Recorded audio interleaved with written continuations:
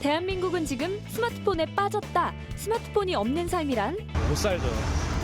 스마트폰 없으면. 스마트폰에 살고 스마트폰에 죽는 현대인들. 잘못 사용하면 위험한 도구가 되는 스마트폰. 과연 얼마나 나쁜 걸까요? 스마트폰이 위험한 이유 첫 번째. 중독이 부르는 스마트폰 증후군 때문인데요. 울리고 또 울리고 시도 때도 없이 울려대는 스마트폰 알림 소리. 계속 볼 수밖에 없죠.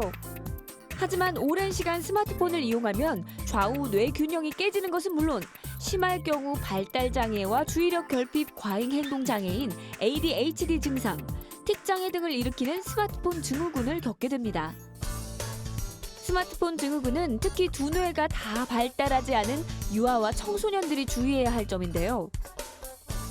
특히 스마트폰은 접근하기가 쉬워 오랜 시간 동안 게임을 하게 되는데요. 스마트폰에 중독된 사람의 뇌를 보면은 약물 중독자 뇌와 비슷한 형태를 보이거든요. 우리가 눈으로 영상을 받아들이게 되면 후두엽에서 정보를 받아들이고 전두엽으로 넘겨서 정보를 처리하게 돼요. 하지만 게임같이 즉각적인 반응을 요구하는 경우에는 후두엽에서 바로 처리를 해버리기 때문에 전두엽으로 발달시킬 기회를 주지 않게 되죠. 아이들이 게임을 오랫동안 하고 반복적으로 하다 보면은 후두엽만 발달하고 전두엽이 떨어지기 때문에 사고나 판단, 집중력이 떨어질 수가 있죠. 먼저 휴식 상태나 책을 읽는 상태에서 뇌파를 측정해 볼까요?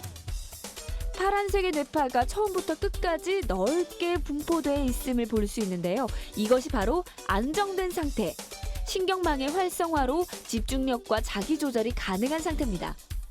하지만 이렇게 안정됐던 뇌파가 스마트폰으로 게임을 하게 되면 어떻게 될까요? 불안정한 붉은 뇌파가 높게 나오는 게 보이시죠? 이것은 곧 뇌가 스트레스를 받았거나 강한 자극을 받았다는 걸 의미합니다. 과도한 영상 자극이 계속 노출을 받게 되면요. 뇌는 게임과 같은 강한 자극에만 반응하도록 굳어지게 됩니다. 그래서 학습이나 책을 읽는 것에는 흥미가 떨어지게 되고요. 게임과 같은 강한 자극만 요구하게 되는데 이렇게 되면 주의력이나 집중력, 정서 불안, 수면 장애 등이 올 수 있습니다. 그리고 깨어 있을 때 잠잘 때 나오는 델타파가 강하게 나오는데 이것은 바로 뇌의 기능이 저하됐다는 뜻입니다. 스마트폰이 위험한 이유 두 번째. 스마트폰으로 발생하는 여러 가지 사회 문제 때문인데요.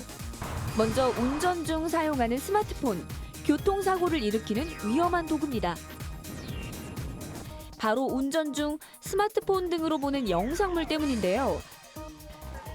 운전 중에 안전띠는 필수! 스마트폰은 금물이라는 사실! 스마트폰은 또 청소년 왕따 문제를 일으키기도 하는데요. 어렸을 때부터 게임이나 스마트폰을 많이 가지고 논 아이들은 생각하는 능력이 떨어지고 조건 반사적인 반응을 많이 보이게 돼요. 아이들은 생각하는 깊이가 그만큼 얕고 공격적이고 충동적인 행동을 보이게 되죠.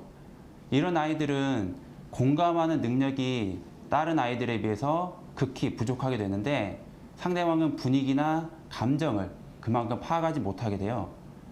이런 아이들이 폭력을 휘둘렀을 때는 상대방이 느낄 고통을 그만큼 못 느끼게 되죠. 스마트폰이 위험한 이유 마지막. 스마트폰으로 인한 대화의 단절 때문인데요. 말이 없는 스마트폰 홀리커. 자꾸만 스마트폰만 만지작거리는 습관으로 가족 간의 대화는 물론 친구들과의 대화도 줄었습니다. 이뿐만 아니죠. 스마트폰은 정보 전달의 소외계층을 발생시키기도 하는데요. 스마트폰을 사용하는 젊은 층과 그렇지 않은 장노년층의 세대 간 갈등도 심각한 실정입니다. 일명 순환의 독약이라고도 불리는 스마트폰. 잠시 내려놓아도 좋습니다.